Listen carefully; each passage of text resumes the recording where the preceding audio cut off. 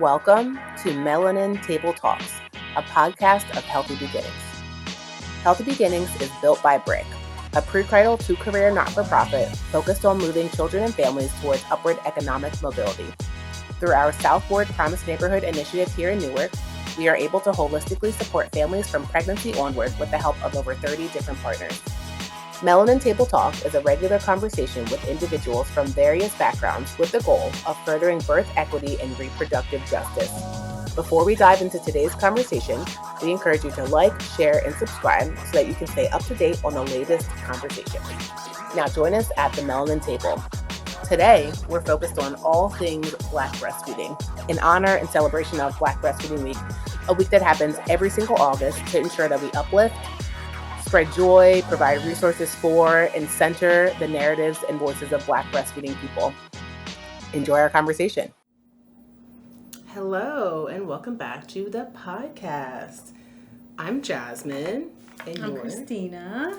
And we're here celebrating Black Breastfeeding Week 24. Super excited. Raise the roof. Christina won't do it. I'm embarrassing her. So this year's theme is really focused on celebrating Black birthing people's breastfeeding journeys, but really reclaiming the narrative. We often hear so much in the maternal health world around what stats look like, what outcomes look like, and we know in America it's pretty rough for maternal mortality, maternal morbidity, and breastfeeding in general. But when we think about Black birthing people's outcomes specifically, they're worse because of a bazillion different things that we'll talk about a little bit more today. But this week is really important to highlight and celebrate the joy in breastfeeding and how to remove some of the barriers that we know are still facing our Black birthing people as they attempt to engage in that journey if they so choose. So we're going to talk about that today. So first, since I'm here with Christina, we're smaller than usual. I'm sure you may have noticed. People are sick. People are ill, but we're still here to celebrate the joy. We're here to talk Maybe to you. if we squirted breast milk on their illnesses, they would be better because we know there's a lot of immunological properties to human milk. But yes, it cures a lot of things. Yeah. But we're here with Christina today and me, but I'm going to be kind of interviewing her because Christina has a lot of accolades related to lactation. So Christina is a breastfeeding peer counselor. Yes. She facilitates our breastfeeding peer counselor cohort actually right now. We're engaging in a cohort class. We'll talk more about what that looks like. Aspiring CLC, which is certified lactation consultant, and doula for a bazillion years, personally, professionally, family-wise, living the dream. So has tons of experience.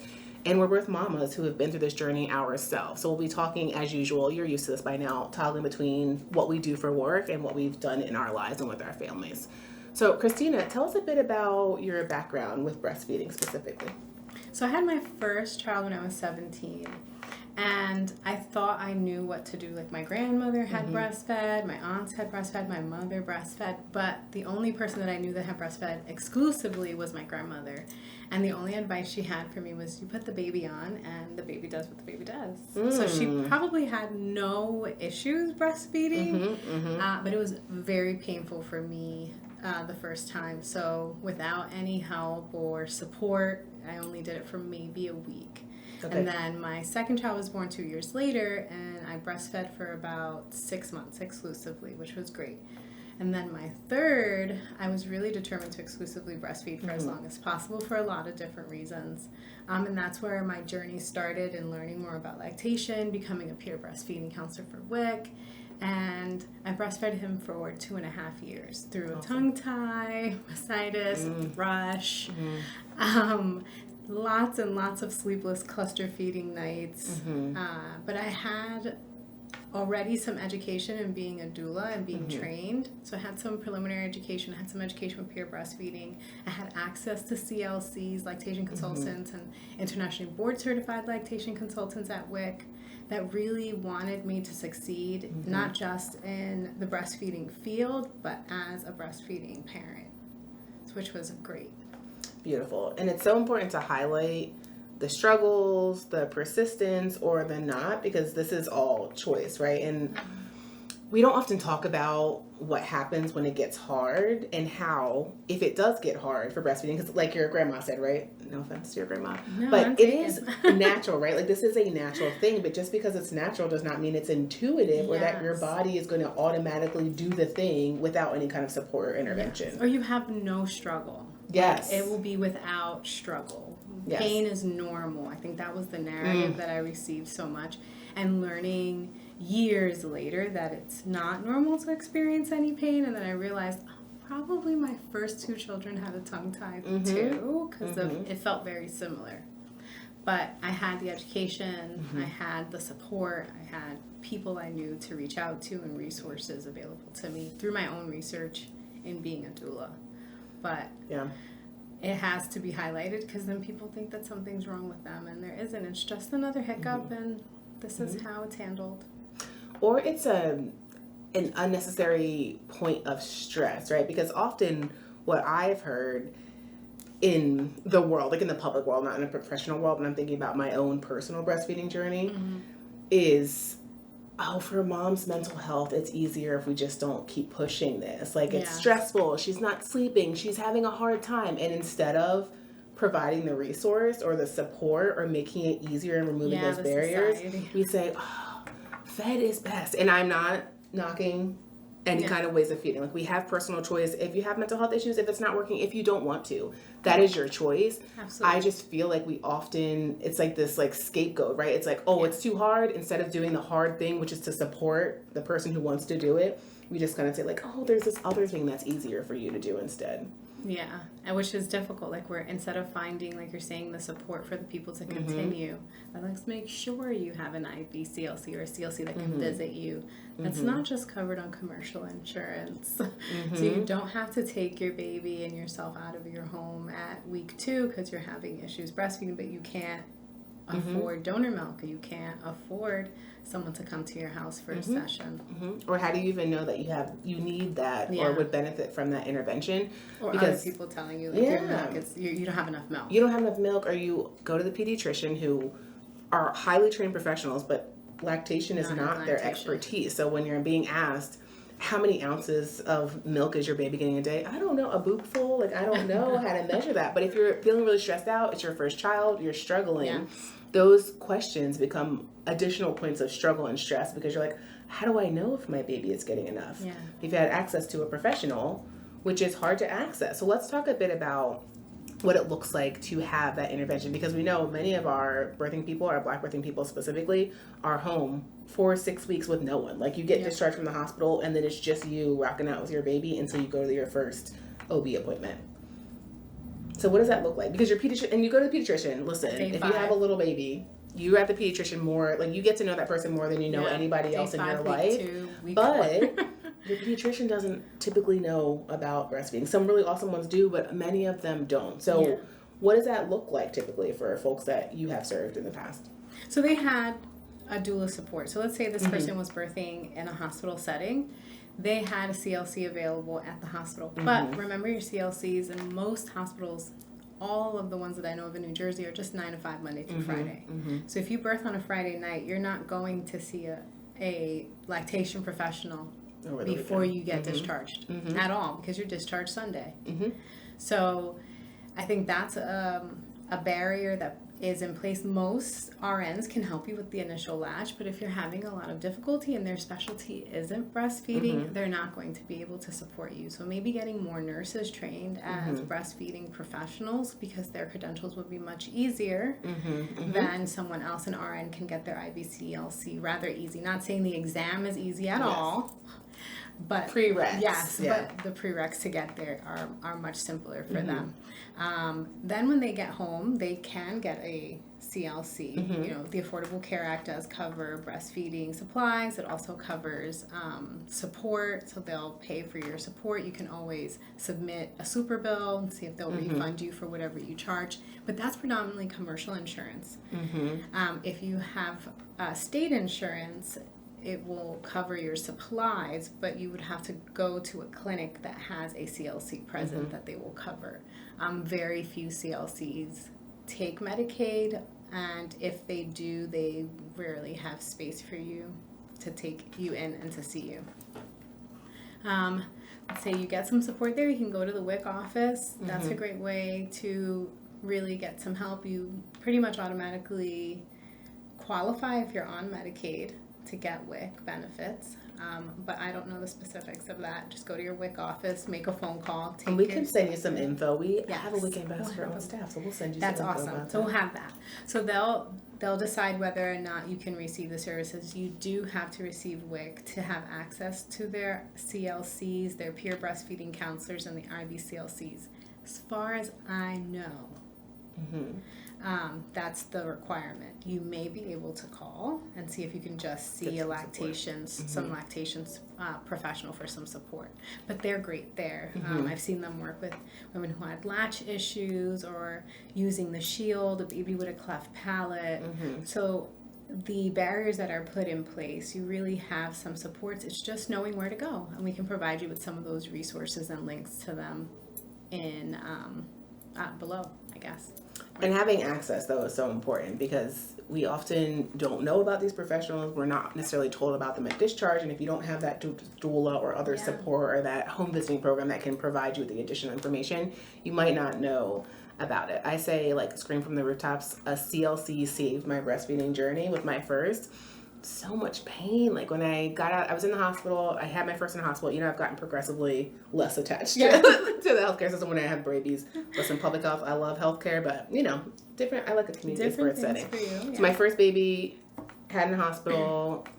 Things happened, whatever. So I'm able to latch, right? Things happen, but it hurt. What do I know, right? I've read all the books. My background's in public health. I know the people, like, whatever. It hurts. A little pain is okay. That's what she said to me, the IBCLC. A little pain is okay. It's normal. We've never done this before. Okay. Baby's getting milk. We've got wet diapers. Like, we're good. After, like, a couple of days at home, my nipples are bleeding. They're cracked. I'm rubbing the lanolin. I'm squirting the milk on it. I'm in groups on Facebook. I'm trying to figure it out. So defeated. I remember sitting in my bedroom, like, crying. There was someone coming over to visit us and the baby, and I was sitting in my room feeding the baby, crying, and my husband kept, like, I would wince every time I put baby to the breast, and he's like, are you okay? And I was like, no. And he was like, I'm okay. And he's like, you don't seem okay. Like, this is not normal. Like, you don't have to do this. I'm like, I'm doing it. And then I found, if you'll read my story on Facebook, because we are posting these, but someone that I knew from work, my colleague, her daughter-in-law is a CLC, and she gave me her number just in case, and was like, like, listen, if you need anything, like, she's excellent. I was so desperate. I'm also, like, weird social, so I was like, I don't want to call, so I don't know this person, whatever. I messaged her on Facebook. I was like, I'm desperate. I need help. Saved my life. Got me an appointment within 3 days with the IBCLC. My baby had a tongue tie and a lip tie. The minute it got revised. Instant. Bliss. Easy. Peasy, lemon. We were talking about this yesterday. How the post feeding session after the revision, it feels like magic. It's magic. And you have to do it within the first 2 weeks. Is that when you did your revision? I don't remember, but and I have a story where, like, I had private insurance, and also I paid out of pocket, and I went to, like, the premier person in Long Island, New York. So no, because it grew back because I wasn't doing what you're supposed to do with the things, and I got it revised again weeks later. So yeah, so it was just amazing, right? Like, this is an amazing process, but I knew this person, I had insurance, I was able to pay out of pocket, saved my life. I went on to breastfeed for 2.8 years, like, until all through my second pregnancy, until she weaned herself after the baby came out and was almost 3. Like, amazing. Wow. But I would never have been able to get there, or I would have been in so much pain and stressed out and not able to feel the joy that is attached to the process for me now with my other kid who I'm still nursing. But it's just, access to resources are important. So I have it is important. I have a very different story because I knew how to navigate the system in working in case management. So when I had Xavier had been laid off, I was pregnant with him. Our company closed and moved. So I was on Medicaid, on state insurance. So when he was born, I had to navigate the tongue tie, the same exact situation. I remember sitting on the bed, feeding him, and his father came into the room and was like, we have these 2 little formula packets that they probably sent in the mail or something, right? They did send in the mail, and he was like, "You don't have to do this. Like, we can give him formula, and we can figure it out tomorrow." Because I was crying, there was blood. I was in a lot of pain. That happened. Trigger. It was very I felt defeated, and I said, if you ever offer that to me, and not that there's anything wrong with it, my first two got formula, I was just very motivated and dedicated to reach the goal of successfully breastfeeding him for a lot of reasons. I calculated how much it would save us in dollars at the end of it because I was on unemployment. So having him first checked, I had a pediatrician who was also an IBCLC. So she was like, let me see you feed. Because I was like, everything's fine. Pediatrician's visit. Everything's fine. Yeah, feeding's going good. I don't want you to tell me not to feed. And my partner at the time was like, no, she's not. She cries every time. Liar. She cries every single time. Please help her. And I'm very thankful for him for doing that. And she was like, let me see. So I put him on, and she was like, oh, something's up. And she checked, and she was like, I think he has a lip tie and a tongue tie. There might be a cheek tie, but I'm not sure.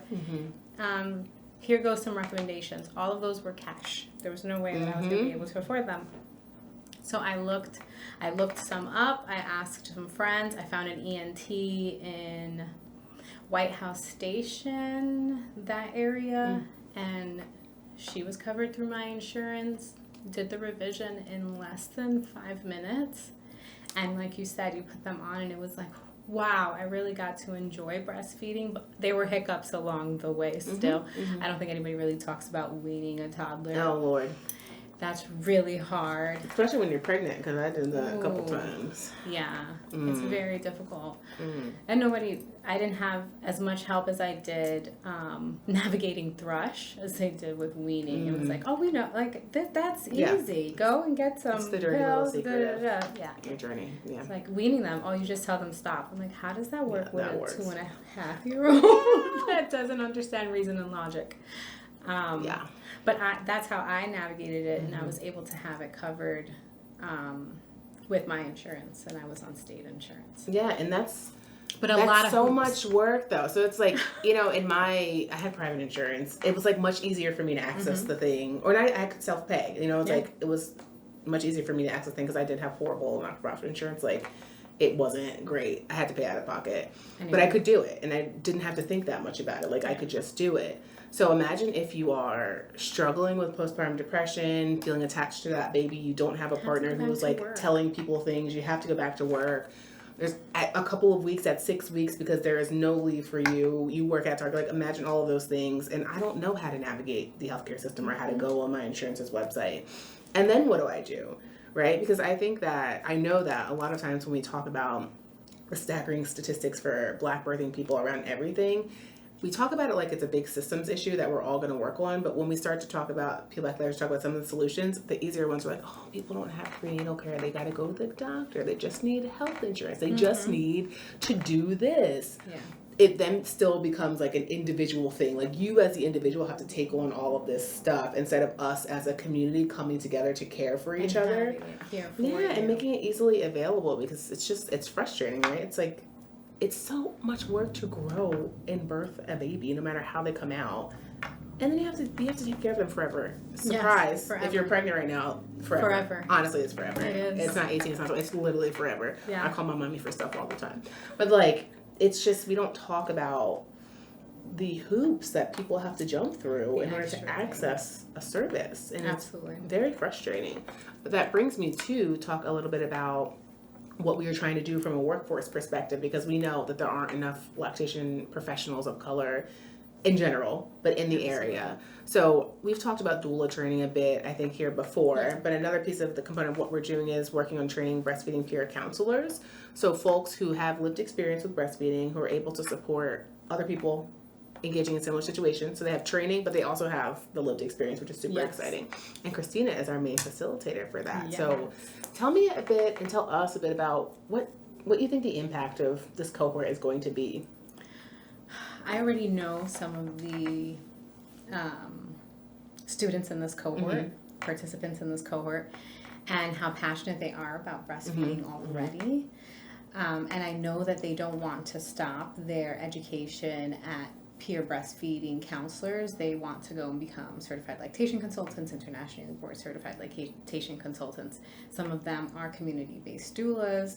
So I feel like the impact that this is going to have is just more people within our community that look like the people within our community, helping them achieve their goals in breastfeeding or equitable feeding and however it is they decide to feed their babies, which is exciting. Super exciting. It's super exciting. I get to lurk around in the class while Christina does the fun part. I get to do the fun stuff while Christina does the hard part, but it's so amazing to see these women who have been in training for a doula for like 4 months now, who are digging into their passion. Like, it's clear that each of them is super passionate about lactation and breastfeeding and sharing that information with other people and getting it right so they can provide the best service possible to the Newark community, because that's one of the requirements of the training. In order to be in this training, which is totally free, you have to commit to serve the Newark region, which is really important for us as we think about service delivery and what it looks like. So we are excited. We're very excited for the impact it's going to have in Newark. Yeah. So if we had to tell a person who is pregnant or just had a baby and they're struggling, like, one piece of advice, what would you tell them? And they want to breastfeed? Yes. Okay. Take class. Take a breastfeeding class while you're pregnant. And interview some lactation consultants while you can, while you're currently pregnant. So see if you get a feel how their personality is with yours. And maybe you can start a payment plan for a first visit when you get home, just to ensure that your journey in breastfeeding goes as smoothly as possible and you already have a relationship with them. I love that.